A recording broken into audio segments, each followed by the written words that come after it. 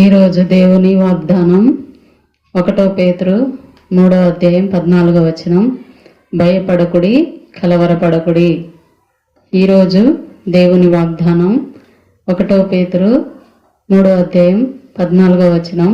భయపడకుడి, కలవరపడకుడి.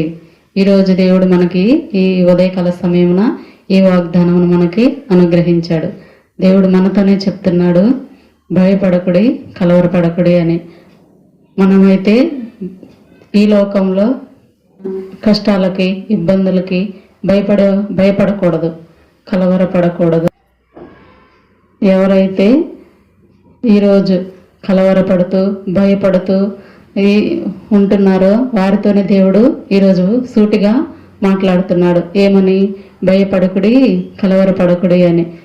నీవు ఎటువంటి భయంలో ఉన్నా, ఎటువంటి కలవరంలో ఉన్నా దేవుడు నీతోనే చెప్తున్నాడు, తోడుగా ఉన్నాను, నీకెందుకు భయము, నేనుండగా నువ్వు భయపడవలసిన అవసరం లేదు కదా అని దేవుడు నీతోనే సూటిగా చెప్తున్నాడు.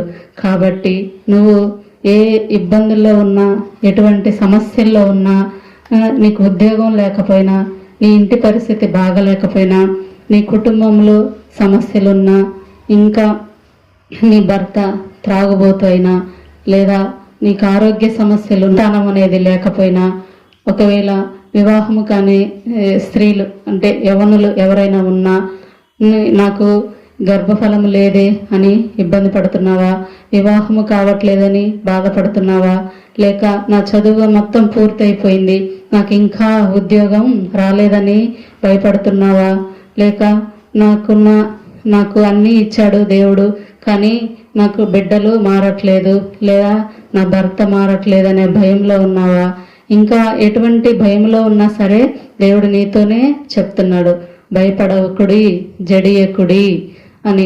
భయపడకుడి, కలవరపడకుడి అని దేవుడు చెప్తున్నాడు కదా.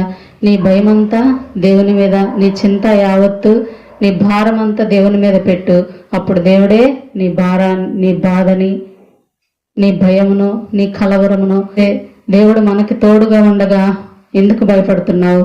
ఈ రోజు నుంచైనా సరే నీ భయముని దేవునికి అప్పగించు. అయితే ఈ దినమే, ఈ క్షణమే దేవుణ్ణి ప్రార్థించు. చిన్న ప్రార్థన చేసుకుందాం.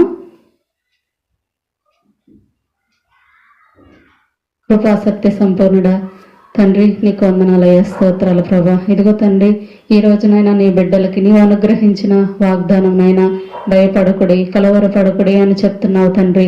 ఏ బిడ్డ అయితే భయంలో ఉందో నైనా, ఏ బిడ్డ అయితే కలవరపడుతుందో అట్టి వారితోనైనా నీవు తోడుగా ఉండమని, వారి భయాన్ని తీసివేయమని, వారి కలవరం తీసివేయమని ప్రభా, వారి కుటుంబంలో మెండైన దీవెనలు, ఆశీర్వాదాలు కుమ్మరించమని ప్రభా ప్రార్థిస్తూ, నీ నామాన్ని మహింపరుస్తూ, నీకే మహిమ, ఘనత, ప్రభావాలు చెల్లిస్తూ యేసుక్రీస్తు పరిశుద్ధ నామంలో ప్రార్థించడి వేడుకొనుచున్నాము తండ్రి. ఆమేన్.